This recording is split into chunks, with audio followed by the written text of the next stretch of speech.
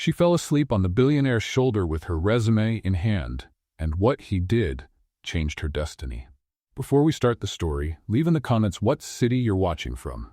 And at the end, don't forget to rate this story from 0 to 10. Enjoy the story, everyone. Zoey Hartman was running late. It wasn't the normal kind of late, the kind you can fix with a quick jog and a sheepish smile. It was the catastrophic, apocalyptic kind of late, the kind that makes you question every decision you've made in your life up to that moment. You can do this, Zoey. You always do, even when it doesn't seem like it. She repeated the phrase, looking at her own reflection in the mirror of the tiny bathroom in her Austin apartment. The apartment that, in 12 hours, would no longer be hers. The cardboard boxes were stacked in the living room. The refrigerator was empty. And the overdue electric bill was shoved under a cushion, because Zoey firmly believed that problems you can't see don't exist. You're smart, you're capable, you're going to nail this interview. Her phone rang. It was her mother. Third call in 15 minutes. Zoey answered while trying to put on mascara with her other hand. Hi, Mom. Are you at the airport yet? Almost. Zoey Marie Hartman. Almost is not an answer. It's an approximate answer. She poked her own eye with the mascara and swallowed the pain. Ow. What happened? Nothing. I'm fine. Everything's under control. Do you have a backup plan? Mom? Because Philadelphia is far away. You don't know anyone there. And what if it doesn't work out? What if the company doesn't like you? What if you end up alone in a strange city with no job and no money and... Mom. Zoey took a deep breath. I need to go. I love you. Bye. She hung up before her mother could list 17 more catastrophic scenarios. The problem was that Zoey had already listed all of them herself. At 3 a.m, while packing her things and trying not to cry all over her own clothes. She was 27 years old, a business administration degree that cost a fortune in student loans, 3 years of experience at companies that closed down, downsized, or simply decided that it wasn't the right time. And now, a single interview opportunity at Callahan Air, one of the largest aviation companies in the United States, headquartered in Philadelphia. One chance, a single chance. And she was running late. Zoey grabbed her suitcase, which had a broken zipper and was closed with a makeshift belt, stuffed her printed resume in her purse, and ran out of the apartment without looking back. The taxi she had called didn't show up, because of course it didn't show up. She ran 4 blocks until she managed to get another one. The driver drove as if he were out for a Sunday stroll, stopping at every yellow light like a model citizen. Sir, I'm in a bit of a hurry, Zoey said, trying to stay calm. Haste is the enemy of perfection, miss. Haste is also friends with not missing flights, sir. He didn't speed up. When Zoey finally arrived at the airport, there were 40 minutes until boarding, which should have been enough. Should have been. But the line at the check-in counter was huge, and the system had crashed, and the attendant was looking at the computer screen as if she were trying to decipher Egyptian hieroglyphics. Next, Zoey rushed forward out of breath. Hi. Austin to Philadelphia, Zoey Hartman. The attendant typed, frowned, typed some more. That flight closed 3 minutes ago. The world stopped. What? Boarding has ended. You missed the flight, ma'am. No. No, no, no. Zoey felt the ground disappear. Please, I have an interview. A job interview. The interview of my life. Tomorrow morning, 9 o'clock Philadelphia. If I don't catch this flight, Her voice failed. The attendant sighed, looked at Zoey. Disheveled hair, eyes that hadn't slept in 2 days, suitcase closed with a belt. Let me see what I can do. 15 minutes of typing, 2 internal calls, and a printer that jammed 3 times later, Zoey had a new ticket. Last available seat on the 2:40 p.m. flight. Connection in Dallas. Gets into Philadelphia at 11 at night. Thank you. Zoey almost hugged the woman over the counter. Thank you so much. You're a saint, a goddess, a celestial being of the aviation system. The attendant blinked, clearly not knowing how to react. Zoey ran to the boarding gate. The next few hours were a blur of airports, endless corridors, dry sandwiches bought at convenience stores, and coffee that tasted like liquid regret. When she finally boarded the last flight, the one that would take her straight to Philadelphia, Zoey was at her limit. 36 hours without really sleeping. A decent meal 2 days ago, her nerves so frayed that anything could make her cry or laugh hysterically. She found her seat, window. Thank heavens. She sat down, buckled her seatbelt, and took her resume out of her purse for another look. Maybe the 15th look of the day, as if the words would magically change if she kept staring at the paper long enough. Zoey Hartman, Human Resources and Organizational Development Specialist. Excellent interpersonal communication skills. She almost laughed. Interpersonal communication? If people only knew that she spent half her time talking to herself. Excuse me. Zoey looked up and temporarily lost the ability to form coherent thoughts.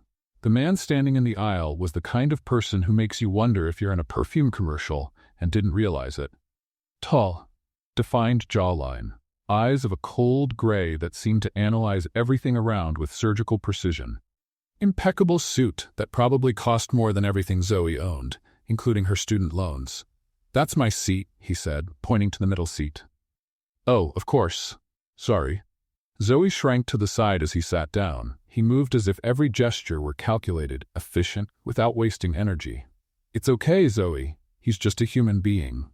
An absurdly intimidating human being who seems to judge the oxygen you breathe, but still a human being. She went back to looking at her resume, tried to concentrate, but his presence beside her was like a magnetic field of seriousness that distorted everything around. The plane took off. Zoey fought sleep for exactly 20 minutes. Reread her resume. Read it again. The words started to blur. Her eyes felt heavy as if someone had placed bricks on her eyelids. Don't sleep, Zoey. You can't sleep. You need to review. Need to prepare. Need to. Her head tilted to the side. She corrected it. Tilted again. Corrected again. The third time she didn't correct it.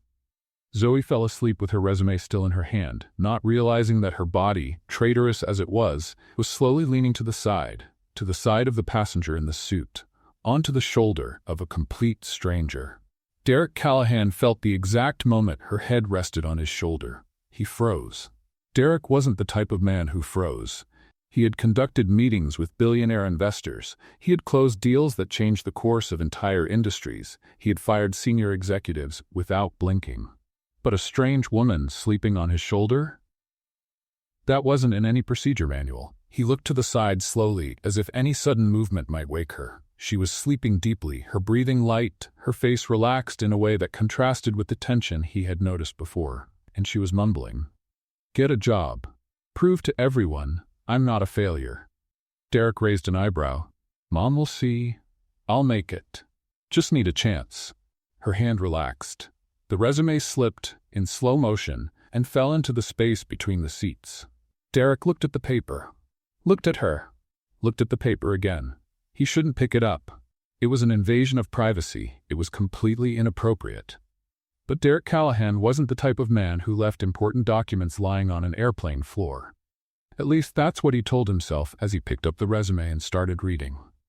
Zoey Hartman, Human Resources and Organizational Development Specialist. Interesting. Excellent interpersonal communication skills. Specialist in transforming work environments through authentic human connections. He almost smiled. Almost. The woman who wrote about authentic human connections was currently drooling slightly on a stranger's shoulder while mumbling about not being a failure. There was something there. Something he couldn't define. Derek kept reading. Experience, skills, references, all organized, professional, correct.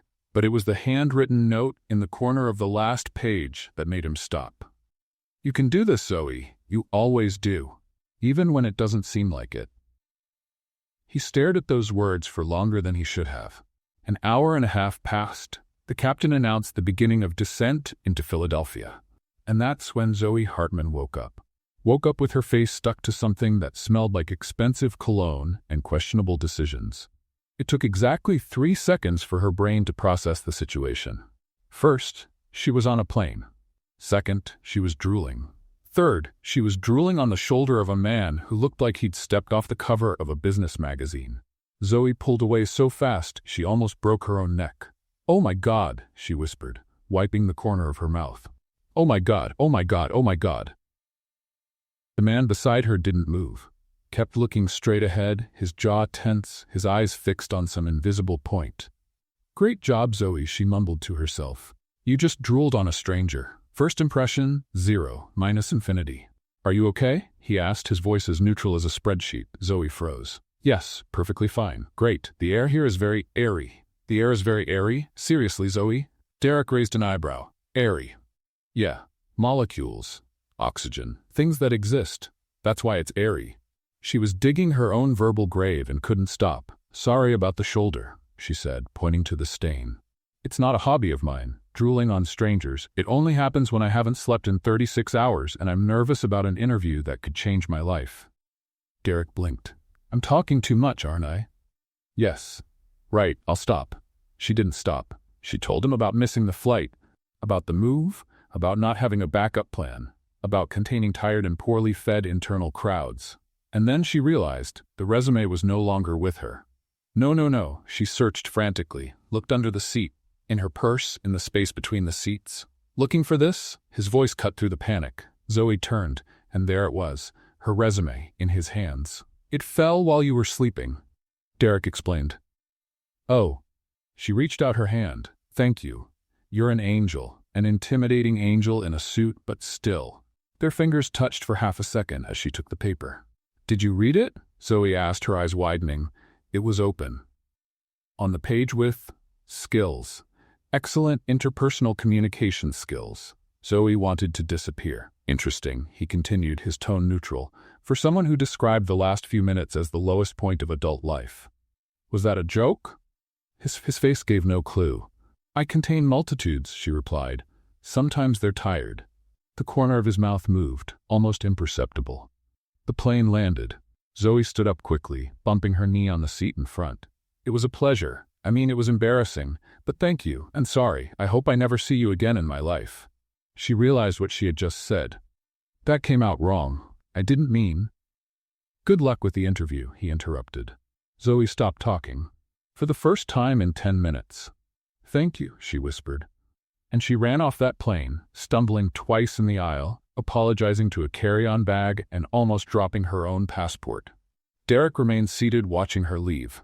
Then he looked at the empty seat beside him. A loose sheet, professional references. It had come detached from the resume without her noticing, and at the top, written by hand in blue pen, You can do this, Zoey. You always do, even when it doesn't seem like it. Derek Callahan tucked the sheet into the inside pocket of his jacket. He couldn't explain why. And for a man who had an explanation for absolutely everything, that was disturbing. Deeply disturbing. Derek Callahan's executive car glided through the streets of Philadelphia while he held a sheet of paper as if it were an alien artifact, a sheet of paper with blue pen handwriting, and a name he couldn't get out of his head. To headquarters. Derek told the driver, his eyes still fixed on the handwritten words. You can do this, Zoey. You always do. He should have returned it, should have gotten her attention on the plane, handed over the sheet, and moved on with his perfectly organized life. It was the correct procedure, the logical thing to do. But Derek hadn't done the logical thing, and that irritated him deeply. He picked up his phone and dialed his assistant. Sandra. Mr. Callahan, how was the flight? I need you to investigate someone. He looked at the resume. Zoey Hartman. Business administration degree, human resources specialist. Probably lives in Austin or lived there. Check if she has an interview scheduled at any company in Philadelphia tomorrow. Silence on the other end of the line. Sir? Is there a problem, Sandra? No, it's just that you've never asked me to investigate anyone before. At least not like this, without context. Derek frowned. The context is that I'm asking. Of course. I'll check immediately. He hung up. The driver looked in the rearview mirror but had the wisdom not to comment. Derek put the sheet back in the inside pocket of his jacket, for the third time in 10 minutes, as if he needed to confirm it was still there. This is ridiculous, he thought.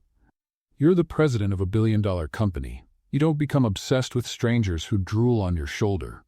But the truth was, he wasn't obsessed with the drool. He was obsessed with the words, even when it doesn't seem like it. Who writes that to themselves? What kind of person needs to remind themselves in handwriting that they're capable? The kind of person who's heard the opposite too many times. Derek knew that type well. He was that type. On the other side of the city, Zoey Hartman was having an existential crisis in a public restroom. Not just any restroom. The restroom in the lobby of the Callahan Air Building, where she had an interview scheduled for 9 o'clock the next morning. She had arrived in the city, found a cheap little hotel near downtown, and decided, in a decision that now seemed monumentally stupid, to go check out the building the night before. To prepare, to get familiar, to pretend she had some control over her own life. "Okay, Zoe," she said to the mirror, fixing her hair that looked like it had fought with a fan. "You're here. You made it. The worst is over." Her reflection didn't look convinced. "Tomorrow you're going to get in that elevator, go up to the human resources floor and nail it. You'll be confident, professional, articulate." She practiced a smile. She looked like someone having a facial spasm. "Less psychopath," she mumbled, adjusting. "More friendly professional." She tried again. Now she looked like an encyclopedia salesperson from the 1950s. "Okay, let's practice the introduction." She straightened her shoulders. "Good morning, my name is Zoey Hartman, and I'm very happy to be here." Too robotic. "Hi, I'm Zoey. Huge pleasure." Too informal. "Hello, Zoey Hartman. Professional. In human resources."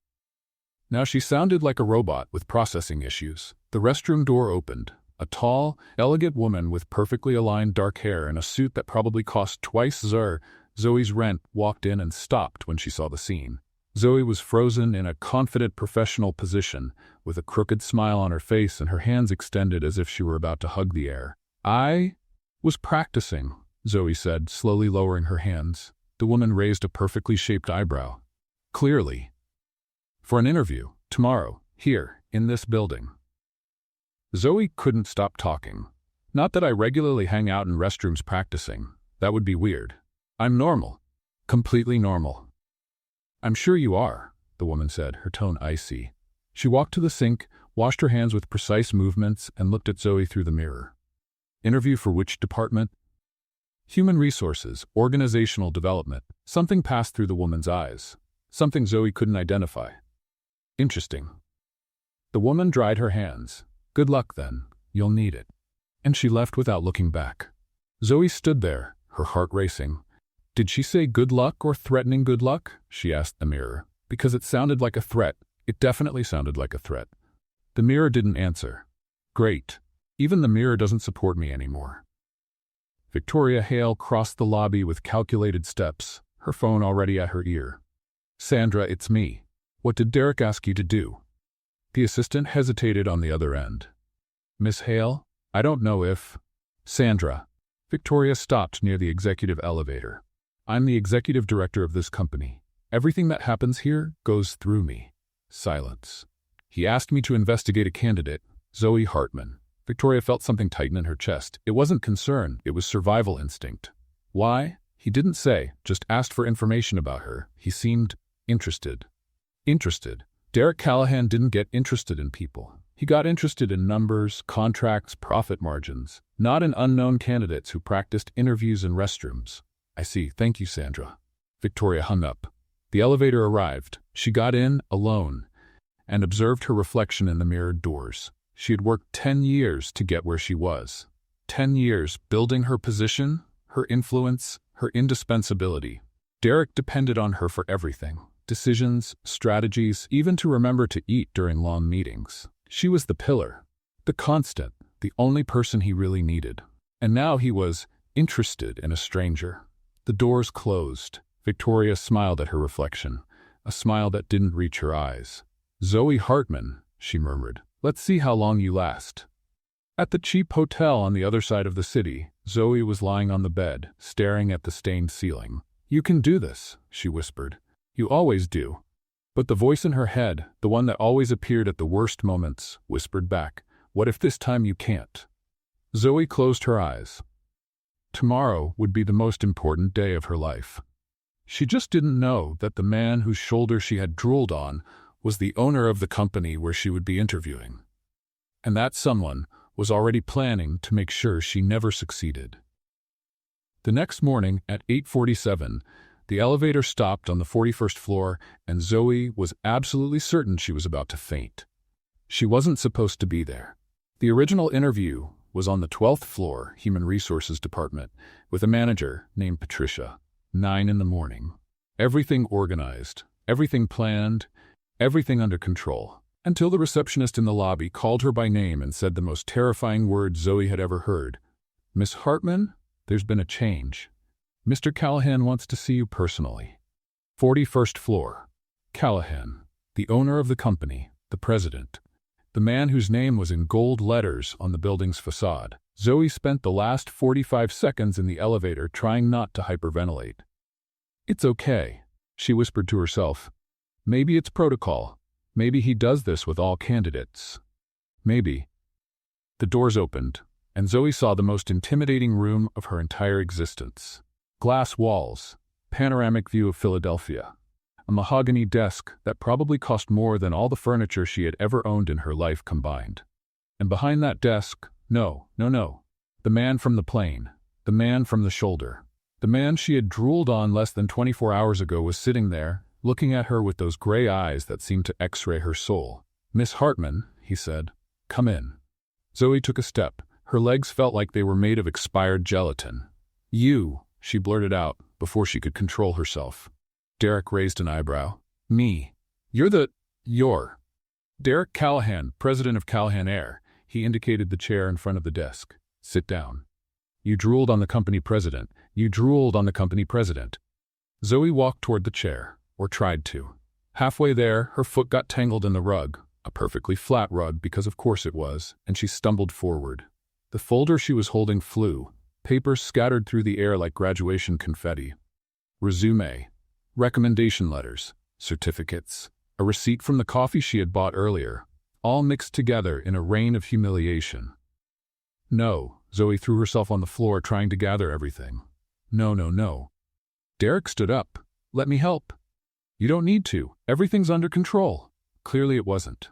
Derek crouched down and began collecting the papers with mechanical, precise movements, as if he were organizing a file and not salvaging the mortal remains of Zoey's dignity. "Here," he said, extending a sheet. Zoey took it without looking. "Thank you. That's the menu from the ground floor restaurant." She looked. It really was. "Why do you have a restaurant menu?" "I don't. It was in your folder." Zoey closed her eyes for a second. "I grabbed it by mistake. Last night, when I came to check out the building, I thought it was an informational brochure. About executive lasagna? I didn't read it carefully." Derek picked up another paper. "And this one?" Zoey looked. It was a laundry receipt from Austin. That shouldn't be there either. Interesting organizational system. It's a system based on panic and hope. The corner of Derek's mouth moved, almost imperceptibly. They finished gathering the papers and Zoey finally managed to sit in the chair, hugging the folder like a war shield. "So," Derek returned to his seat. "Miss Hartman." "Zoey, you can call me Zoey. I mean, Miss Hartman works too, whatever you prefer." I answer to practically anything at this point. "Zoey." He tested the name as if it were a word in another language. "Do you know why you're here?" "Honestly, I have no idea. My interview was on the 12th floor with Patricia. I canceled it. You canceled my interview and rescheduled it with me." Zoey blinked. "Why?" Derek hesitated. It was the first time she had seen him hesitate at anything. "Your resume interested me." "My resume that fell on your shoulder while I was drooling?" "The same one." That's very strange." "I agree." Silence. "But here we are," he continued. "Here we are," Zoey repeated, "in a professional meeting based on drool and dropped documents." Derek cleared his throat. "Let's begin. Tell me about your experience." Zoey took a deep breath. Professionalism. It was time for professionalism. "I worked 3 years in organizational development. My specialty is creating connections between teams and improving work environments through effective communication and—" "That's on the resume," Derek interrupted. "Tell me something that isn't." Zoey stopped. "What do you mean? Why do you want this job?" "The truth, not the rehearsed answer." She opened her mouth to give the rehearsed answer. The answer about professional growth and alignment of values and development opportunities. But something in his eyes made her stop. He really wanted to know. "Because I need to," Zoey said, her voice lower. "I have overdue bills, student loans. My last job closed 4 months ago. The one before that cut my entire department." She swallowed. "I'm good at what I do. I know I am. But it seems like no matter how hard I try, things keep falling apart, and I need a chance. A real chance." The office fell silent. Derek observed her for a long moment. You wrote a message to yourself, he said, in the corner of your resume. Zoey felt her face burn. You read that? You can do this, Zoey. You always do. That was private? It was on the document, in a corner, in small handwriting. She sank into the chair. This is very embarrassing. Why? Because normal people don't need to write motivational reminders to themselves. Normal people, Derek said slowly, usually don't get where they want to go. Zoey looked up. He was looking at her differently. Not with judgment, with something that seemed like recognition. You're hired. What? You start Monday. Human resources, organizational development. Sandra will go over the details. Wait, just like that? No more questions? You answered the only one that mattered. Zoey didn't know whether to laugh or cry. I didn't even finish talking about my qualifications. You're honest, you're human, and you clearly don't give up easily. Derek stood up. That's enough. Zoey stood up too, her legs still shaking. Thank you. Thank you so much. You won't regret this, I promise. I'll work hard, I'll come in early and leave late and… Zoey? Yes? You're talking too much again. Right, sorry, stopping. She turned to leave, and that's when she saw her, a woman standing in the doorway. Tall, elegant, dark hair perfectly aligned, the woman from the restroom. And she was looking at Zoey as if she were already planning her funeral. The following Monday, Zoey arrived at work 40 minutes early with a coffee in hand and hope in her heart. By Friday, she would arrive home at 11 at night without coffee, without hope, and with serious doubts about her own mental capabilities. But she didn't know that yet. Good morning, Zoey greeted the receptionist on the 12th floor with her best smile. First day, Zoey Hartman, organizational development. The receptionist looked at her as if she were a stain on the carpet. Your desk is the third on the left. Miss Hale left instructions. Miss Hale, the woman from the restroom, the woman with the killer look. The woman who, Zoey discovered that morning, was none other than the company's executive director and Derek Callahan's right hand. Wonderful, Zoey thought. The person who hates me is basically second in command. She found her desk, a tiny cubicle squeezed between the copier and a plant that appeared to be in terminal condition, and sat down. There was an envelope on top of the keyboard. Welcome to the team. Following are the tasks for the first day. VH. Zoey opened it and swallowed hard. The list had 17 items. 17. For a first day. New employee integration report deliver by 2 p.m. Organizational climate analysis from last quarter, deliver by 3 p.m. Review of internal communication policies, deliver by 4 p.m. Training needs assessment by department, deliver by 5 p.m. And on it went. Is this normal? Zoey asked the colleague at the desk next to her, a red-headed woman named Denise. Denise looked at the list. Her eyes widened. That's a week's worth of work. To deliver today? Good luck. Zoey took a deep breath. Okay. You can do this. Just work fast, show dedication, prove your worth. At 10 in the morning, she had completed 3 tasks. At 11, Victoria appeared. Zoey. Her voice was as cold as an industrial freezer. The reports you turned in are in the wrong format. Wrong format? They need to be in spreadsheet form, not text document. But the instructions said text document. Victoria smiled, the kind of smile that doesn't reach the eyes. The instructions were updated this morning. Didn't you get the memo? I didn't. Too bad. Redo everything. And we have an urgent print job. 300 copies of the procedures manual. Needed yesterday. 300? Is there a problem? Zoey forced a smile. None. She spent the next hour in the copy room, feeding the printer as if her life depended on it. Which, considering the overdue bills, wasn't far from the truth. At copy number 247, the printer jammed. No, Zoey whispered. No, please. She opened the cover. Paper stuck. Tried to pull it. The paper tore. You've got to be kidding me. 15 minutes and 2 paper cuts later, she managed to unjam the machine. At 1:45 p.m., Zoey ran down the hallway carrying 300 copies stacked up to her chin. She didn't see the coffee cart. The coffee cart saw her. The impact was cinematic. Papers flew. Coffee splashed. Zoey went to the floor in slow motion, trying to save as many documents as possible while falling. Ow, she groaned, lying on the carpet, covered in manuals and dripping coffee. Zoey? She turned her head. Derek Callahan was standing in the hallway, looking at the scene with an expression that mixed confusion and something that could be concern. Hi, she said, still on the floor. Everything's under control. You're covered in coffee. It's a look. I'm trying something new. He crouched down and extended his hand. Zoey accepted, feeling her face burn as he helped her up. What happened? Derek asked. I was delivering the copies Victoria asked for. 300 copies of the procedures manual. Derek frowned. That manual was digitized 2 years ago. Nobody uses the printed version. Zoey blinked. What? It's all in the internal system. 300 copies are unnecessary. She looked at the pile of coffee-stained papers scattered on the floor. 3 hours of work for nothing. Oh, was all she could say. Derek observed her for a moment. Is everything okay with you in the department? Yes, the answer came out too automatic, too high-pitched. Great, everything's great. Just first-day adjustments. He didn't look convinced. If you have any problems. There aren't any. No problems. 0 problems. Zoey started gathering the papers. Quiet. I just need to clean this up and get back to the reports that need to be redone because they were in the wrong format, which was actually the right format, but it was updated without me knowing, and... She stopped. Derek was looking at her that way again. The way she couldn't decipher. Zoey. Yes? You're shaking. She looked at her own hands. They were shaking. From exhaustion. From frustration. From something she didn't want to name. It's the caffeine, she lied. I had too much coffee. You're covered in coffee, not full of coffee. Yeah, that's the problem. I need more.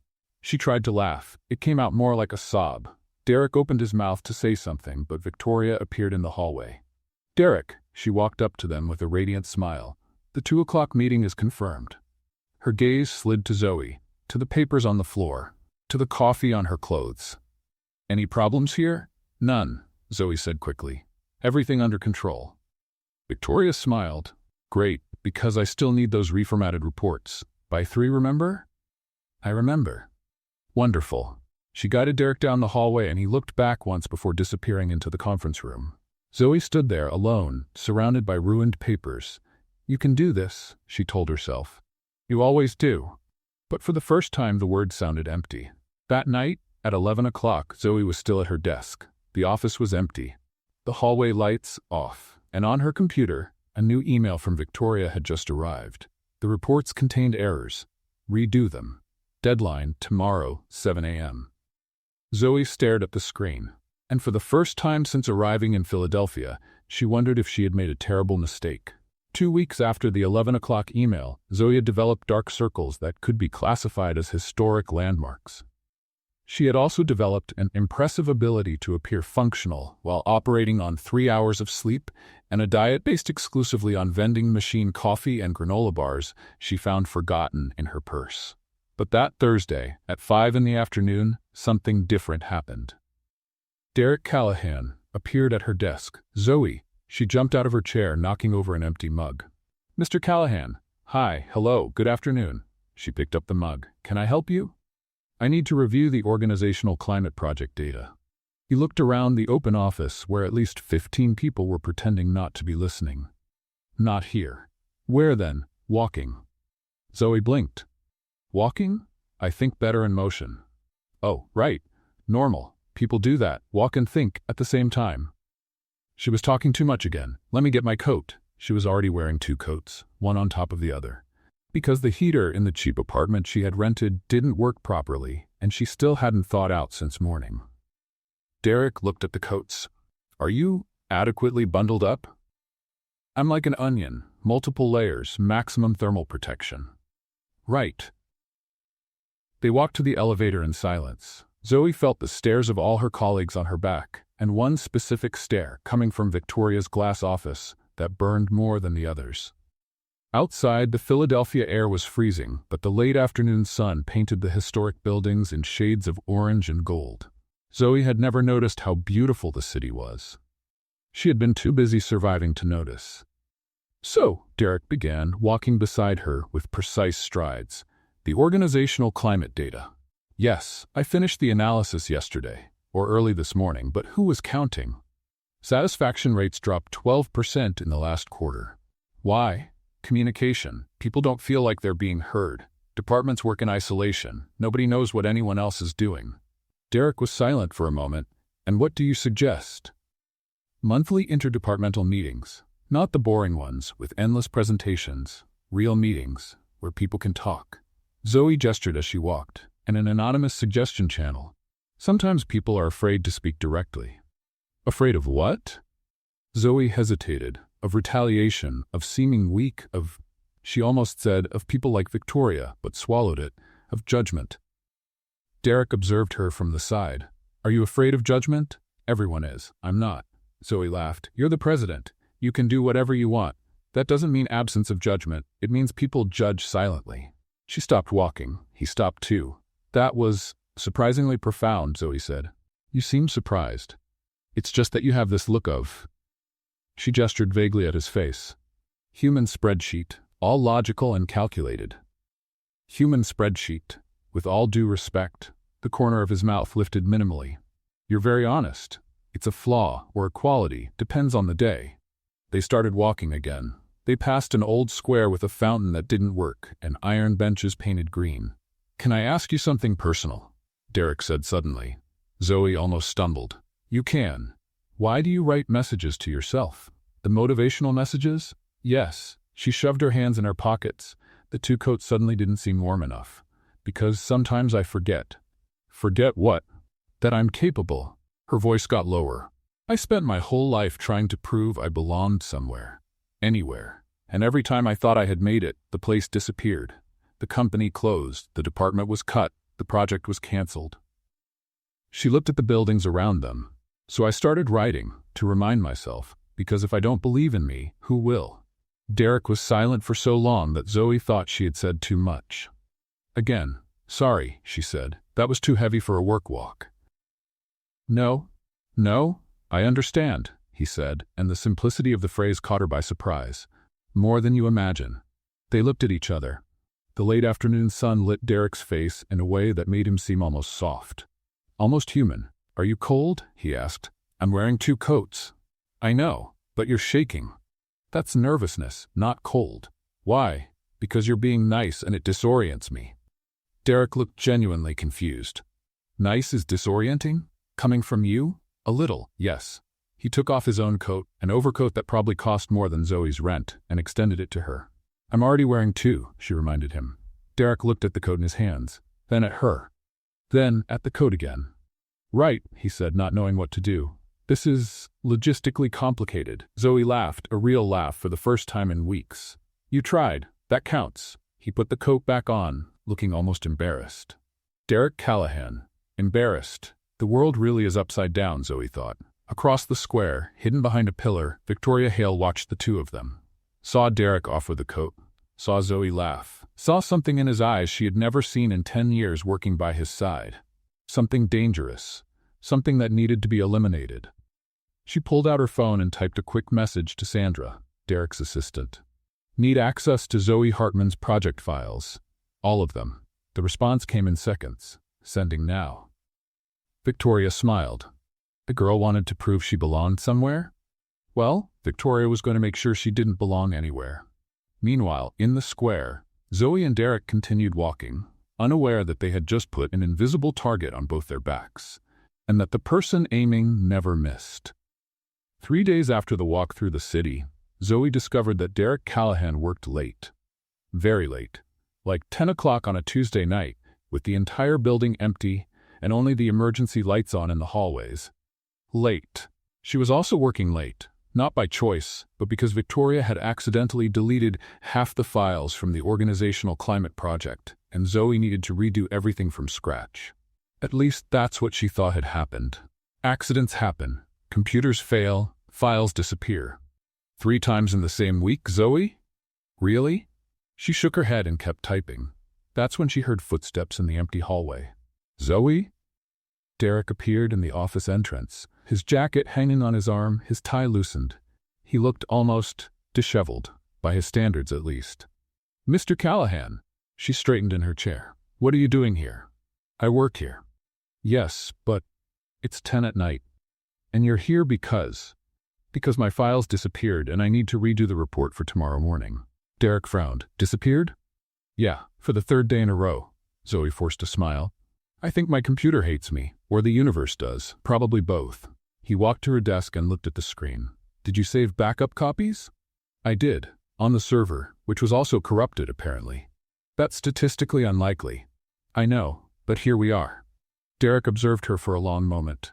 Do you want help? Zoey almost fell out of her chair. You want to help me with administrative work? You look exhausted. Thanks. Nothing like a compliment at 10 at night. It wasn't an insult, it was an observation. An observation that implies I look terrible. An observation that implies you're working too hard. Zoey didn't know what to say. No one had ever cared about how much she was working. Usually they only cared about the result. I can handle it, she said. I know you can. Derek pulled up a chair and sat beside her. But you shouldn't have to handle it alone. Okay, that was unexpectedly sweet. They worked side by side for almost an hour. Derek typed fast, efficient, without wasting a movement. Zoey tried to concentrate on her own work, but it was hard when he was so close she could smell his cologne. The same cologne from the airplane shoulder. Stop thinking about the shoulder, Zoey. Stop thinking about the shoulder. Done, Derek said, breaking the silence. I recovered 60% of the data from the secondary backup server. There's a secondary backup server? There is. And nobody told me this? Apparently not. Zoey let out a sigh of relief so deep it was almost comical. You just saved my mental sanity, and possibly my job. You wouldn't lose your job because of corrupted files. Tell that to Victoria. The name escaped before she could hold it back. Derek looked at her. Victoria? Nothing. Forget it. I didn't say anything. Zoey turned back to the screen. Thanks for the help. Really? Silence. Zoey. Yes? Look at me. She turned and realized he was closer than she thought. Much closer. Is something happening that you're not telling me? He asked. Yes, your right hand is trying to destroy my career and probably my will to live. No, she lied. Just adjustments. Learning curve. Derek didn't look convinced. You can tell me if something's wrong. I know, but you're not going to tell me. Zoey sighed. I don't want to seem weak or problematic or the new employee who complains about everything. You wouldn't seem like any of that. You don't know what I was going to say. I don't need to know. He tilted his head slightly. I trust you. He trusts me. Zoey's heart did a leap that had nothing to do with professionalism. Why? She asked, her voice lower. You barely know me. I know enough. You know a woman who drooled on your shoulder and carries restaurant menus in her folder. I also know a woman who writes courage messages to herself, who doesn't give up even when everything seems impossible. His eyes met hers. That's rare. Zoey swallowed hard. When did they get so close? She could see the details of his face, the jawline, the dark eyelashes, the small scar above his left eyebrow that she had never noticed. Derek, she whispered. He leaned in. She leaned in. The air between them became dense, charged with something neither of them could name. Their lips were inches apart when, working late, the voice cut through the moment like an ice blade. Zoey pulled away so fast she hit her hand on the pen on top of the desk. The pen flew, spun in the air, and hit her right on the forehead. Ow! Victoria Hale was standing at the office entrance, arms crossed, a smile that didn't reach her eyes. Miss Hale! Zoey rubbed her forehead. We were. The files. I saw the files, Victoria said smoothly. Very dedicated, Zoey, working late with the company president. The tone was as sweet as poison. Be careful not to mix personal with professional. It could be misinterpreted. Zoey's face burned. We weren't. I didn't ask. Victoria turned to Derek. I need your signature on some documents in your office. Derek stood up slowly. His face had returned to its usual neutral expression. Of course. He looked at Zoey one last time. Good night, Miss Hartman. Miss Hartman, not Zoey. Good night, Mr. Callahan. He left with Victoria, and Zoey was left alone in the empty office, with her forehead throbbing and her heart in pieces. You almost kissed your boss, she thought. Your billionaire boss. In the office, at midnight. She sank into her chair. What's wrong with you, Zoey? On the other side of the hallway, walking beside Derek, Victoria smiled. Interesting employee, that Zoey, she commented casually. Derek didn't respond. It would be a shame if she got involved in some scandal. His steps hesitated for half a second, but he kept walking. And Victoria knew exactly what the next step would be. The morning after the almost kiss, Zoey was summoned to an emergency meeting with the executive board. She didn't know what she had done wrong, but with the luck she'd been having lately, it could be anything. From the corrupted files to that time, she confused the men's restroom with the women's on the third floor. "Miss Hartman," Victoria said, standing at the head of the conference table, with a smile that would make a shark look friendly. "We have a proposal for you." Zoey looked around, 7 board members. Derek sitting in the corner, his face unreadable, and Victoria, radiating the energy of a predator about to strike. "A proposal?" Zoey repeated. "The internal communication restructuring project." Victoria slid a folder across the table. "We want you to lead it," Zoey blinked. "Me?" "You've demonstrated impressive potential in the last few weeks." The words came out of Victoria's mouth like poisoned honey. "The board agrees that you're the ideal person, but I've been here less than a month." "Exactly. Fresh perspective. New eyes." Victoria tilted her head. "Unless you don't feel capable?" The trap was clear. Refusing would mean seeming insecure. Accepting would mean— Zoey looked at Derek. He was looking back, an almost imperceptible crease between his eyebrows. "I accept," Zoey said. Victoria smiled. "Wonderful. The presentation will be in 2 weeks, for the full board and the main investors." 2 weeks? "Is there a problem?" "Yes, this is impossible." "None," Zoey said. "It will be a pleasure." The following 2 weeks were a blur of cold coffee, sleepless nights, and spreadsheets that multiplied like gremlins. Zoey dove into the project with everything she had. Analyzed data, interviewed employees, created charts, redesigned flowcharts. It was the most complex work she had ever done, and someone was sabotaging every step. Numbers she was certain she had checked appeared wrong in the final versions. Important emails disappeared from her inbox. Meetings were scheduled at conflicting times without her being notified. "Denise," Zoey whispered to her colleague on Friday of the first week, "did you send the email with the finance department data?" "I sent it yesterday." "I didn't get it." "It's in your inbox, I'm sure of it." Zoey checked. It wasn't there. Checked the trash, the spam, the archived folders. Nothing. "Maybe it was a system error," Denise said, but she didn't sound convinced. Neither was Zoey. In the second week, Derek appeared at her desk. "Zoey." She looked up. She probably looked like a zombie. A zombie with dark circles and hair that hadn't seen a comb in 2 days. "Hi," she said, her voice hoarse. "Are you okay?" "I'm great." "Why?" "Because you're wearing your shirt inside out." Zoey looked down. The label was clearly visible at the neckline. "This is a fashion choice," she lied. "It's trendy. Textile deconstruction." "Textile deconstruction. It's a thing, I swear." Derek pulled up a chair and sat down. "How's the project going?" "Fantastic. Wonderful. Totally under control." "Zoey." "Okay. It's a disaster." She sank into her chair. "The numbers don't add up. Emails disappear. And I think the printer on the 3rd floor is possessed because it only jams when I'm near it." Derek was silent for a moment. "You need help." "I can handle myself." "I know you can, but you don't have to."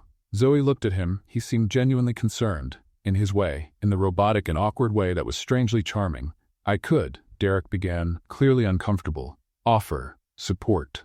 "Support?" "Emotional, if necessary." Zoey almost laughed. "Are you offering emotional support?" "I'm trying." "How does this work? Do you have a manual?" "I don't have a manual." He frowned. "Should there be a manual?" "No, I just—" Zoey shook her head. "You're adorable." Derek looked shocked. "Adorable?" In a strange and confusing way. Awkward silence. Awkward silence. "I researched motivational phrases," he said finally. "You researched?" "To help." He cleared his throat. "You are capable of overcoming any challenge." The phrase came out so mechanical it could have been computer-generated. "Thank you," Zoey said, holding back laughter. "Believe in your unlimited potential." "Derek, every obstacle is an opportunity for growth." "Are you reading from a card?" He looked at his own hand, where, in fact, there was a small card with notes. "I wanted to be prepared." Zoey couldn't hold it in. She laughed, a real laugh that came from deep in her soul and made her ribs hurt. "That's the sweetest thing anyone has ever done for me," she said, wiping a tear from the corner of her eye. "I wasn't trying to be sweet, I was trying to be helpful. You were both." Derek put the card back in his pocket, looking almost embarrassed. "I'm not good with feelings," he admitted. "I noticed. But I want you to know that." He stopped, swallowed. "I care about you, about the project, about all of this." Zoey's heart squeezed. "Derek?" "Mr. Callahan," Victoria's voice cut through the moment. "The 3 o'clock meeting is confirmed. She was standing at the hallway entrance, her eyes fixed on the two of them. Derek stood up. "I'm coming." He looked at Zoey one last time. "You can do this," he said. "I know you can." And he left. Victoria remained a second longer, just long enough for Zoey to see the minimal smile on her lips, the smile of someone who knows something you don't know. That night, alone in the office, Zoey reviewed the presentation for the 100th time. The numbers were right. She was sure of it. She had checked 3 times. But when she opened the file for the last time, something was different. The charts had changed. The percentages were wrong. And in the lower corner of the presentation, almost invisible, there was a modification record. Modified by V. Hale, V7 p.m. Zoey stared at the screen, her heart freezing. The presentation was tomorrow, and she had just discovered she was being sabotaged. The Callahan Air Auditorium was packed, 120 people, board members, investors, managers from all departments, and in the front row, Victoria Hale, with a serene smile that didn't match the predator gleam in her eyes. Zoey was backstage, holding the presentation remote with hands sweating so much that the plastic was slipping between her fingers. "Okay," she whispered to herself. "You fixed the numbers. You saved a clean copy. You can do this." She had spent the entire night fixing the data that Victoria had altered. At 4 in the morning, she finally had a correct version. At 5, she made 3 backup copies in different places. At 6, she had so much coffee that her heart felt like a panicked hummingbird. "Miss Hartman?" An assistant appeared. "It's your turn." "Breathe, Zoey, just breathe." She walked onto the stage. The lights were blinding. The auditorium seemed even bigger from above. 120 faces looking at her, waiting, judging. "Good morning, everyone," Zoey began, her voice coming out higher than intended. "Thank you for being here for the presentation of the Internal Communication Restructuring Project." She clicked to the first slide, and her stomach dropped. The slide was wrong. It wasn't the version she had saved. It was the sabotaged version. With the numbers switched, the charts distorted, the conclusions completely wrong. No. As we can see, Zoey looked at the screen, trying to process. The data shows that the numbers didn't make sense. She knew they didn't make sense. Anyone with basic math knowledge would know they didn't make sense. Murmurs began in the audience. "Those numbers are wrong," someone said, loud enough for everyone to hear. "The percentage doesn't add up," another agreed. Victoria leaned toward the investor beside her, whispering something with an expression of feigned concern. Zoey felt her face burn. There was an error." She clicked to the next slide. "Also wrong. Let me." Clicked again. "Wrong. Again, wrong." "Don't faint," she whispered to herself, so low she thought no one had heard. "Don't faint. Don't faint." Someone in the third row laughed. "They're laughing at me." "Miss Hartman," Victoria stood up, her voice smooth as silk. "Perhaps it would be better to stop. Clearly there's been a failure of preparation." "No," Zoey said, louder than intended. "I prepared. I checked everything. Someone switched the files." More murmurs. Some shook their heads. "That's a serious accusation," Victoria said, still with that irritating calm. "Are you suggesting that someone sabotaged your work?" "Yes. I don't know. The word stuck in Zoey's throat. She looked at the audience, saw the disbelief on their faces, the pity, the judgment. "You failed, in front of everyone, like always." Her eyes burned. She wasn't going to cry. She couldn't cry. "Not there. I have the correct version," she tried, "on my computer, if you give me a few minutes." "I think we've seen enough," one of the investors said, standing up. "Please," Zoey whispered. No one heard her, or almost no one. "Sit down." The voice cut through the auditorium like lightning. Zoey turned her head. Derek Callahan was standing in the middle of the audience with an expression she had never seen before. It wasn't the usual neutrality. It was something more intense, more dangerous. "Derek," Victoria said, her smile faltering for the first time. "I didn't ask what you think." He walked down the center aisle, climbing the stage stairs. "Sit down, everyone." People sat. Derek stopped beside Zoey. She was shaking. He could see it. "It's okay," he said quietly, "just for her." "I saw." "Saw what?" He didn't answer. He turned to the audience. "For the last 10 minutes, you watched an employee be humiliated for mistakes she didn't make."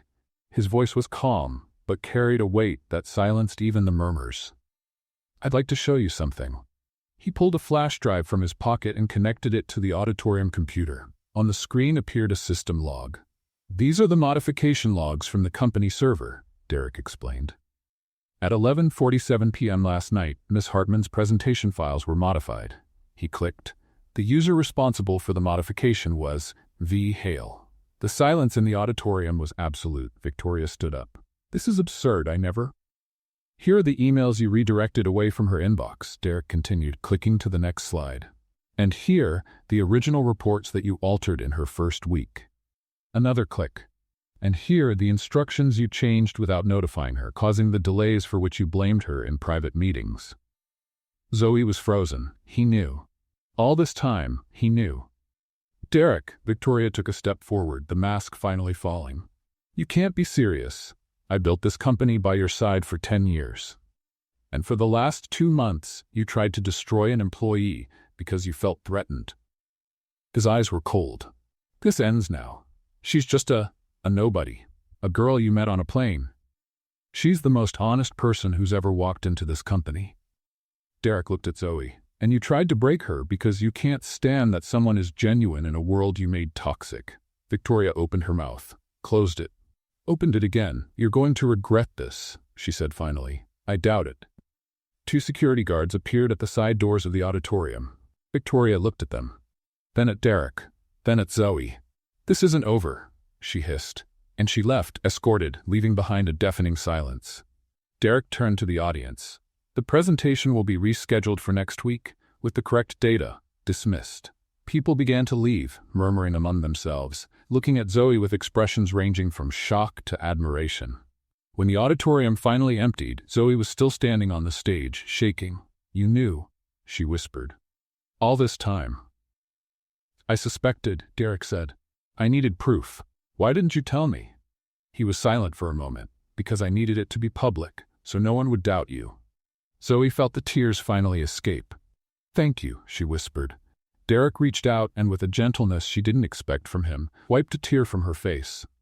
"You did it, Zoey," he said, "like you always do." And for the first time, she believed it. 48 hours after the scandal in the auditorium, Victoria Hale returned to the building. No one expected this. Everyone thought she had disappeared forever, swallowed by shame and lawyers. But there she was, at 9 in the morning on a Wednesday, crossing the lobby as if she still owned the place. And she was heading straight for the board meeting room. "She's lost her mind," Denise whispered to Zoey, who had stopped in the middle of the hallway, paralyzed. "What does she think she's doing?" Zoey didn't respond. She just watched Victoria disappear behind the glass doors.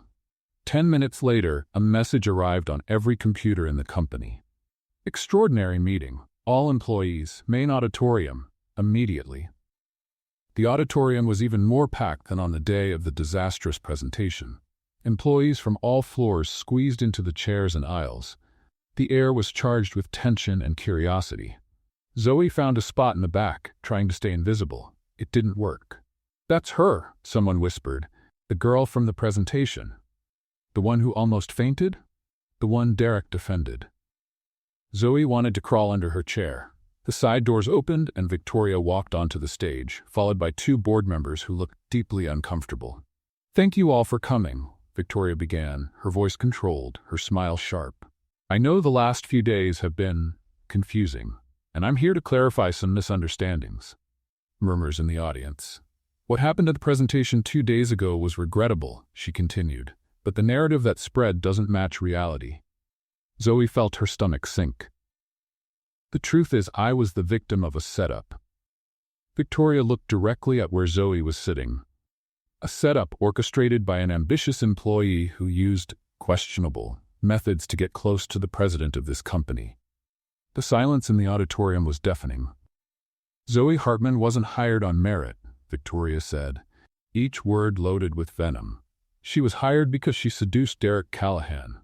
And when I discovered the truth and tried to protect this company, she manipulated the evidence to incriminate me." "That's a lie." The voice came out of Zoey's throat before she could control it. All heads turned. "Ah, Miss Hartman," Victoria smiled. "Want to defend yourself? Please, tell everyone how you met Mr. Callahan. On a plane, wasn't it? How convenient." Zoey stood up, her legs shaking. I met him on a plane because it was the only available seat. I was going to an interview, a normal interview, for a normal job. And you ended up sleeping on the shoulder of the president of a billion-dollar company. Very convenient indeed. Nervous laughter in the audience. That was an accident. Of course it was. Victoria crossed her arms. Just like all the moments you spent together afterward. The walks through the city, the nights in the office, everything. Accidents. Zoey felt her face burn. None of that is what you're insinuating. Then explain to me, why would the president of Callahan Air publicly defend a basic-level employee he's known for less than 2 months? Victoria approached the microphone. Unless there's something more. The auditorium exploded in whispers. Zoey opened her mouth, but no words came out. The tears burned in her eyes. The humiliation was worse than anything Victoria had done before. Enough. The voice cut through the chaos like a blade. Derek Callahan was standing at the side entrance of the auditorium. No one had seen him enter. "Derek," Victoria said, her smile wavering. "How good that." I said enough. He walked down the center aisle. Each step echoed in the silence. When he reached the stage, he didn't go up. He stood in the center of the auditorium, where everyone could see him. "Victoria is right about one thing," he said, his voice clear. "I defended Zoey Hartman publicly, and I'm going to explain why." The audience held its breath. "It wasn't because she seduced me." His eyes met Zoey's for a second. "It was because she saved this company." Confused murmurs. In the last 2 months, while Victoria sabotaged her work, Zoey identified communication failures that were costing millions in lost productivity. While she had impossible deadlines and corrupted files, she interviewed employees from all departments and discovered problems that had existed for years. Derek looked at the audience. Problems that no one had the courage to report because they were afraid. The silence now was different, heavy with recognition. "Afraid of people like Victoria," Derek continued, "who turned this company into a place where honesty is punished and loyalty is confused with submission." "This is ridiculous." Victoria took a step forward. "You're destroying your reputation because of an honest person," Derek interrupted. "Something you never were." Victoria opened her mouth, closed it. Her face was red with fury. "You're going to regret this," she hissed. "You're both going to regret this." "I already have regrets," Derek said calmly, "that I took so long to see who you really are." 2 security guards appeared again at the doors. Victoria looked around, searching for allies. She found none. "This isn't over," she said. "For you, it is." She was escorted out for the second time in 2 days. But this time, when the doors closed behind her, something changed in the air. Someone started clapping. Then another, and another. In seconds, the entire auditorium was on its feet, applauding. Zoey couldn't move. The tears finally escaped, running down her face without her being able to stop them. Derek walked up to her. "Are you okay?" he asked quietly. "I don't know," she whispered. "I think so. I think I'm crying from relief." "You deserve the relief. You called me honest in front of everyone." "You are. You said I saved the company. You did." Zoey laughed through the tears. "This is a lot to process." "I know. You just destroyed your executive director in front of all the employees." "I know. And now what?" Derek looked around. Employees were still applauding. Some were laughing. Others were imitating Victoria's shocked face when she was escorted out.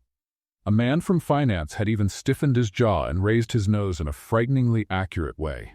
"Now," Derek said, turning back to look at Zoey, "we rebuild." She wiped her face. "Together?" He almost smiled. "Together." That night, alone in her apartment, Zoey looked at herself in the mirror. For the first time in a long time, she didn't need to convince herself of anything. She already knew. "You did it, Zoey." And this time, she finally believed it. 1 week after Victoria was escorted out for the last time, Zoey discovered the rooftop. It wasn't just any rooftop. It was the rooftop on the 45th floor, 4 floors above Derek's office, accessible only by an emergency staircase that no one seemed to use. A forgotten place on top of a building that never forgot anything. Zoey found it by accident, of course. She was looking for the bathroom on the 44th floor, which apparently didn't exist, and ended up going up the wrong staircase, opening the wrong door, and coming face to face with the most beautiful view of Philadelphia she had ever seen. Since then, she went there every night after work. To breathe, to think, to have those 5 minutes of silence that her noisy mind needed so much. That Friday, exactly 1 week after the second auditorium scandal, Zoey was sitting on the edge of the rooftop, her feet dangling in the void, looking at the city lights that were turning on one by one. The crisis had passed. Victoria was gone. The internal communication project, the real one, with the correct data, had been successfully presented. The investors had applauded, the board had approved. Zoey should have been happy. So why did she feel so empty? You know that's dangerous, right? She jumped so high she almost actually fell off the rooftop. Oh my God! Zoey turned around, her heart racing. Are you trying to give me a heart attack? Derek was standing at the stairway door, still in his suit, his tie loosened as it always was at the end of the day. Sorry, he said, not looking the least bit sorry. I thought you heard me come up. You walk like a cat, a ninja cat, in silent-soled shoes. Is that a compliment? I'm still deciding. Derek walked over to her and stopped beside her, looking at the city. How did you find this place? He asked. I got lost looking for the bathroom. The bathroom is on the 43rd floor. I know that now, after going up 2 floors in the wrong direction and almost having an existential crisis in an emergency stairwell. The corner of his mouth lifted. May I? He pointed to the space beside her. It's your building. Technically it belongs to the bank until I finish paying off the financing. Zoey laughed. Billionaires have financing? Billionaires have everything, including creative debts. He sat down beside her, his long legs stretched out, his expensive shoes inches from the void.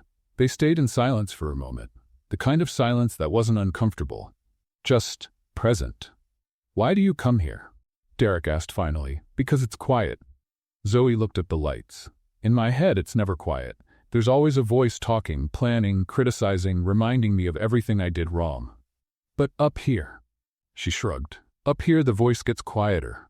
Derek observed her. What voice? Mine, the pessimistic version of it at least. Zoey smiled without humor. Don't you have that? A voice that keeps telling you you're not good enough? I do. Really? Everyone does. You seem so in control all the time, like nothing affects you. Seeming and being are different things. Zoey turned to face him. What does your voice say? Derek was silent for so long she thought he wasn't going to answer. That I'm incapable of connection, he said finally, his voice lower. That I understand numbers and contracts and strategies, but I don't understand people. That I'll spend my whole life surrounded by people and completely alone. Zoey's heart squeezed. Derek, my father was like that, he continued, still looking at the city. Brilliant, successful, and absolutely incapable of showing affection. He died when I was 16. At the funeral, I couldn't cry. A pause. I thought there was something wrong with me. There isn't. You don't know that. I do know, Zoey said firmly, because I've seen you. I saw you stand up in the middle of an auditorium to defend an employee you barely knew. I saw you keep a little card with motivational phrases in your pocket because you wanted to help me. I saw you wipe a tear from my face with more gentleness than anyone has ever shown me. Derek finally looked at her. That doesn't mean I know how to love. It means you know how to care, and that's halfway there. Silence. The wind blew, bringing the cold night air. Zoey shivered. You're cold, Derek observed. I'm always cold. It's my natural state of existence. He took off his jacket and put it over her shoulders. This time she wasn't wearing 2 coats. Thank you, she whispered. You're welcome. They stayed like that for a moment. The jacket was still warm from his body. It smelled like that cologne she'd known since the plane. Zoey? Yes? Can I tell you something? Her heart sped up. You can. Derek took a deep breath. She had never seen him take a deep breath before speaking. He always seemed so sure, so calculated. I don't know how to do this, he said. Do what? This. He gestured between the two of them. What's happening? What I feel. I don't have the vocabulary for it. I don't have experience. I don't have a manual. You and your manuals. I know. He almost smiled. But it's true. I spent my whole life avoiding connections because I thought I was incapable of them, that it was easier to stay alone than to disappoint someone. Zoey swallowed hard. And now? Now I found you. His eyes met hers. And for the first time, being alone seems like the wrong choice. The world stopped, or at least it seemed to stop. The noise of the city disappeared. The wind stopped blowing. There were only the two of them, on top of a building, in the middle of a conversation that was changing everything. "Derek," Zoey began, "I need you." The words came out of him as if they had been forcibly pulled out. Raw. Vulnerable. Completely different from anything she had ever heard from him. "I don't know if I'll do this right," he continued. "I'll probably make mistakes. I'll forget to say the right things. I'll work too much and be present too little. I'll frustrate you in 1,000 ways I can't even predict. Derek, but I want to try," he swallowed. "With you, if you'll let me." Zoey was shaking, not from cold, from something much bigger. "I don't know if I deserve this," she whispered. "What?" "Someone who defends me, who stands up in the middle of auditoriums for me, who climbs 45 floors just to find me." Her eyes filled with tears. "I spent my whole life thinking I wasn't enough, that I needed to prove my worth every day, every hour, every second. And now you're here telling me you need me, and I don't know how to process that." "Zoey?" "Because nobody ever needed me." A tear escaped. "People needed my work, my energy, my ability to solve problems. But me? The person I am when I take off all the layers? Nobody ever wanted that." Derek moved closer, slowly, as if she were a bird that could fly away at any moment. "I want that," he said. "All the layers, including the ones you think are flaws." Zoey laughed through her tears. "You don't even know what they are." "Then tell me." "I talk to myself all the time. It's embarrassing." "I know. I've been hearing it since the plane. I have chronic anxiety, and I need 8 hours to make simple decisions like what ice cream flavor to choose. We have time. I cry watching pet commercials." "Who doesn't cry?" Zoey laughed again. "I'm a complete disaster. A hurricane of poorly organized emotions. Do you really want that in your meticulously planned life?" Derek looked at her for a long moment. "I do," he said simply. "More than anything I've ever wanted." Zoey's heart was beating so hard she was sure he could hear it. "Okay, Zoey, he just said he wants you. The gorgeous billionaire you met drooling on his shoulder wants you. Okay," she whispered to herself. "Breathe, don't panic, and for the love of everything sacred, don't kiss wrong." Derek raised an eyebrow. "Kiss wrong?" Zoey froze. "Did I say that out loud?" "You did, you heard? Every word." "Is there any possibility of a hole opening up in this rooftop and swallowing me right now?" "Unlikely." "I was afraid of that." Derek moved closer. They were so close now that she could see every detail of his face, the jawline, the gray eyes that seemed softer than ever, the almost smile that she had learned to recognize. "For your information," he said quietly, "there's no wrong way to kiss. You clearly never saw my attempts." "I'd like to see them." Zoey swallowed. Was that a pickup line?" "It was an attempt. I'm not good with pickup lines." "It was a good pickup line." "Really? By your standards? Is that a compliment? I'm still deciding." They looked at each other. The air between them was charged with anticipation. "Zoey," Derek said. "Yes? Are you going to kiss me, or do I have to make a PowerPoint presentation about the benefits of taking initiative?" Zoey laughed, a real laugh that came from deep in her soul. "You're ridiculous," she said. "I know. And sweet, that's new, and I'm going to kiss you now." "Please." She leaned in, he leaned in.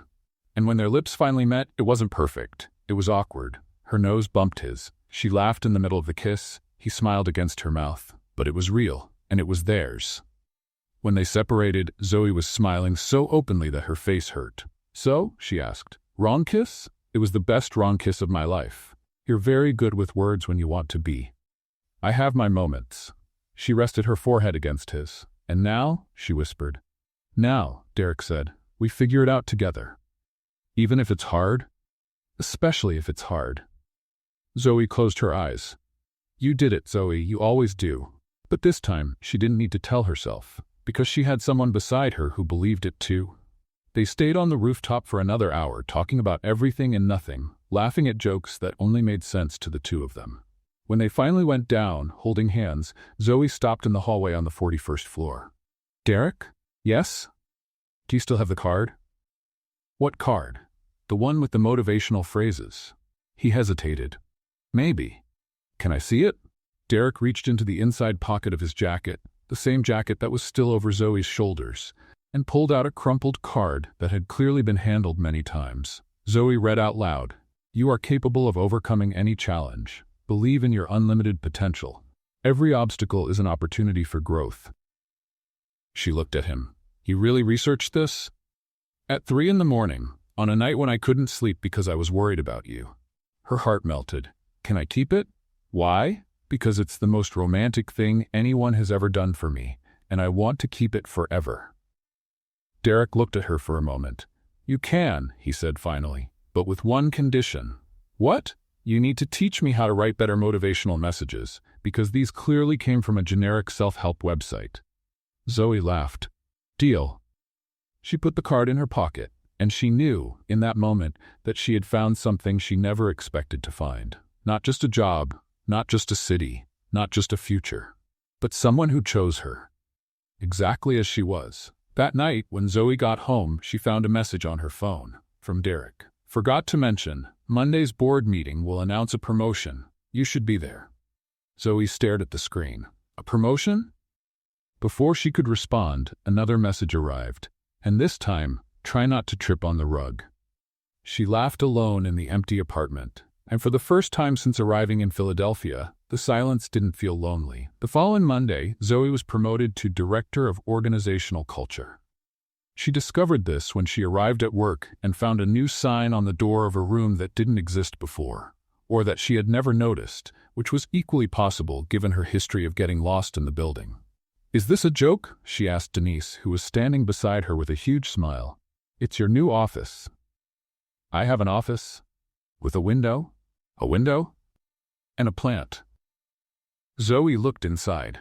There really was a plant, and a desk, and a chair that looked comfortable, and a view of Philadelphia that wasn't as good as the rooftops but was still a view. I'm going to cry, she said. Please don't. You've cried enough in the last week to fill an aquarium. It was very emotional. It was epic, but enough tears. Denise pushed her inside. Go, Director. Conquer the corporate world. The following months were the strangest and most wonderful of Zoey's life. Strange, because she still didn't completely believe that all of this was real. Every morning, she woke up expecting to discover it had been an elaborate dream induced by too much coffee and lack of sleep. Wonderful, because, well, Derek. Dating Derek Callahan was a unique experience. He was thoughtful in unexpected ways, like memorizing her coffee order after hearing it just once, or showing up in her office with sandwiches when she forgot to eat lunch. But he was also completely lost with other things, like showing affection in public or using words that didn't sound like quarterly reports. I significantly appreciate your presence, he said once in the middle of dinner. Zoey choked on her wine. You what? Appreciate your presence. It's pleasant. Derek, that sounds like a performance review. I was trying to be romantic. Try again. He frowned, clearly processing. I enjoy being with you? Better. You're the person I most enjoy being with.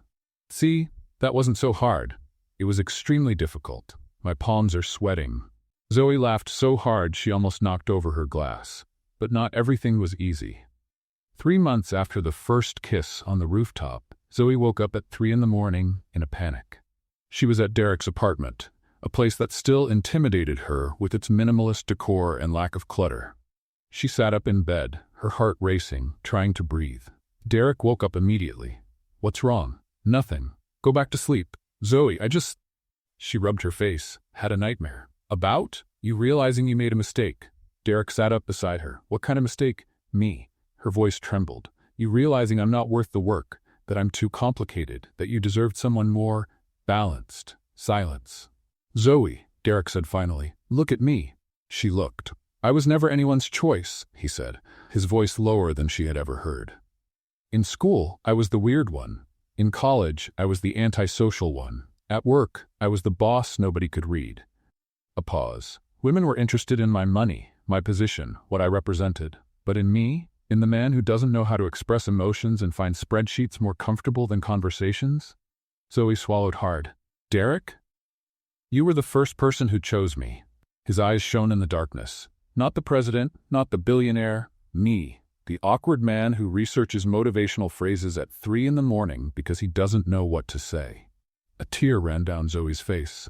So no, Derek continued, I'm not going to realize I made a mistake, because you're the best decision I ever made. She hugged him. Hard, as if he might disappear if she let go. I love you, she whispered. It was the first time she had said it. Derek tensed for a second, then relaxed. I love you too, he responded, even though I'm still learning what that means. We'll learn together. Together, he agreed. The next morning, Zoey tried to make breakfast in his apartment. It was a disaster. Why do you have a coffee maker that looks like a spaceship control panel? She yelled from the kitchen. Derek appeared in the doorway, still in pajamas. It's an Italian espresso machine. It has 17 buttons. Each one does something different. I just want coffee. Regular coffee. Coffee-colored coffee. The third button from the left. Zoey pressed it. The machine made a noise that sounded like a plane taking off and spit out a liquid that definitely wasn't coffee. This is green, she said. You pressed the cleaning button. Why does the cleaning button have the same color as the coffee button? Derek walked over, took the green cup, poured it in the sink, and pressed the correct button. 30 seconds later, real coffee came out. You could have done that from the beginning, Zoey grumbled. But then I wouldn't have seen you fight with a coffee maker. You're a cruel man. You love me anyway. Unfortunately. He smiled. A real smile, one of those that lit up his whole face. Zoey melted. Okay, she admitted, you're cute when you smile. Only when I smile? Don't ask for too many compliments. Later that day, at Zoey's messy apartment, the complete opposite of Derek's, they tried to make a snack together. Derek was holding a jar of jelly like it was a bomb. Why won't it open? He asked, genuinely confused. You need to turn the lid. I'm turning it. The other way. He turned. The jar didn't open. Let me try, Zoey said. I can do it. Derek, you're turning red. It's physical exertion. It's a jar of jelly, an extremely well-sealed jar of jelly. Zoey took the jar from his hands, tapped the lid on the edge of the table, and opened it with one twist. Derek stared at the open jar as if it were witchcraft. How did you do that? Poor people's trick. You learn. I need to write this down. You're going to write down how to open a jar of jelly. I'll make a document. You can't make a document about this. Why not? Because it's a jar of jelly. Domestic procedures are important. Zoey shook her head, laughing. You're impossible. You love me anyway. That phrase is going to repeat a lot, isn't it? Probably. He leaned in and kissed her, tasting like coffee and promises. When they separated, Zoey was smiling. You know, she said, I think we're going to be okay. I think so too. Even with you not knowing how to open jars? I have other qualities. Like? He thought, I know how to make very good spreadsheets. Zoey laughed. And in that moment, in the messy apartment with open jelly and cold coffee, she knew she had found her place. That night, Derek sent a message. I have a surprise for you. Friday. Wear something nice. Zoey stared at the screen, her heart racing. A surprise? From the man who planned even the way to open jars? This could only mean one thing. Friday arrived like a hurricane of anxiety and waterproof mascara. Zoey had spent the entire week trying to figure out what Derek was planning. She asked directly. He dodged. She tried to bribe Sandra, the assistant. Sandra laughed and said she preferred to keep her job. She seriously considered searching his office, but decided that probably counted as trespassing, even as his girlfriend. Wear something nice, she repeated to the mirror for the 100th time. What does something nice mean? Nice casual? Nice formal? Nice as in, we're going to dinner at an expensive place? Or nice as in, we're going to walk around Philadelphia and I'm going to trip on every cobblestone? The mirror didn't answer. Typical. She opted for a navy blue dress she had bought 3 weeks ago and never had the courage to wear. It was elegant without being excessive, comfortable enough to walk in, and it matched Derek's eyes. Not that she was thinking about that when she bought it. Okay, she was totally thinking about that. At 7 at night, Derek appeared at her apartment door, and Zoey forgot how to breathe. He was wearing a different suit than usual, not corporate gray, dark blue, almost matching her dress. His hair was slightly less perfect than normal, as if he had run his hand through it several times out of nervousness. Derek Callahan nervous. The universe was clearly collapsing. Hi, he said. Hi, she replied. Silence. You look beautiful, he said. You too, I mean handsome, in the masculine form. Although beautiful would work too if you wanted. I'm not judging, it's 2024, people can be whatever they want. Derek raised an eyebrow. You're nervous. You're nervous? Why? Just because you sent a mysterious message about a surprise and asked me to wear something nice, and now you're at my door looking like you stepped out of a photo shoot. Why would I be nervous? I'm nervous too. Zoey stopped talking. You are? Extremely. Oh, she breathed. That actually makes me feel better. I'm glad to help. He extended his hand. Shall we? The car took them to a part of Philadelphia that Zoey recognized immediately. The square. The fountain that didn't work. The iron benches painted green. The place where they had walked for the first time months ago, when Derek tried to offer his coat and she was already wearing two. You brought me here, she whispered. This is where I realized, Derek said. Realized what? That I was completely lost. Zoey turned to look at him. In the good way, he added. Lost in you. In the way you talk. In the way you laugh at your own jokes. In the way you shake when you're nervous, but won't admit it. I don't shake. You're shaking now. It's cold. It's June. Emotional cold. Derek smiled. One of those rare smiles that transformed his entire face. Come, he said. I want to show you something. They walked through the square, the city lights shining around them like a sea of earthly stars. Philadelphia had never seemed so beautiful. Or maybe Zoey had never stopped to really look. Derek guided her to the center of the square, near the silent fountain. Here, he said. Here what? This is where you said you never felt like you belonged anywhere. Zoey swallowed hard. She remembered that conversation. She remembered the pain in her own words. She remembered thinking she was revealing too much to a man she barely knew. I remember, she said quietly. Me too. Derek turned to face her. I think about that conversation every day since then. Why? Because I wanted to tell you something, in that moment. But I couldn't. Zoey's heart was beating so hard it could probably be heard across the city. What did you want to say? Derek took a deep breath. I prepared a speech, he admitted. It's in my pocket. 3 pages, revised 5 times, approved by the legal department because I wanted to make sure there were no contractual ambiguities. You had legal review a romantic speech? I wanted to be sure. Derek, that's ridiculous, I know. I was going to say adorable. Really? In a very strange way, yes. He reached into the inside pocket of his jacket, pulled out a folded paper, looked at it, then looked at Zoey. I'm not going to read it, he said. No. He put the paper away. Because every time I'm with you, everything I plan stops making sense. You mess up my plans. You disorganize my spreadsheets. You make me want to throw all the manuals out the window. Is that good? It's terrifying. He took a step closer. And wonderful. And I've never felt anything like it. Zoey was having trouble breathing. Derek? Let me finish, please. She nodded. I spent my whole life thinking that connection was weakness. That it was safer to stay alone. That no one would ever understand the way my mind works. He swallowed.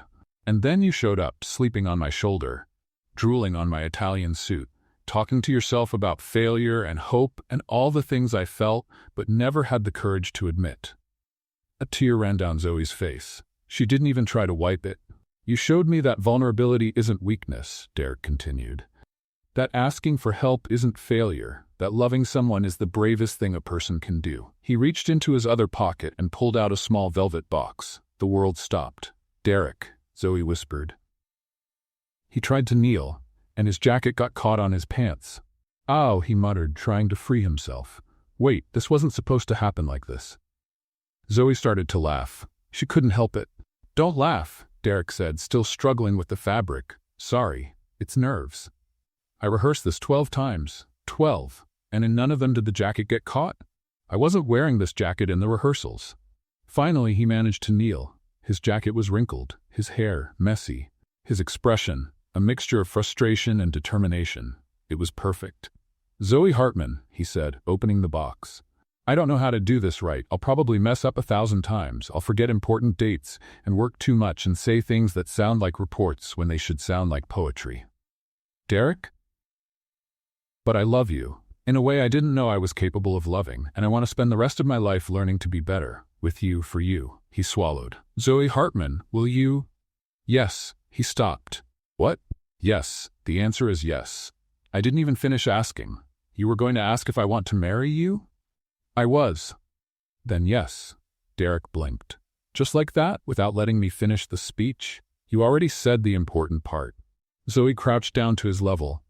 The part about loving me, the rest is details. But I rehearsed. Derek?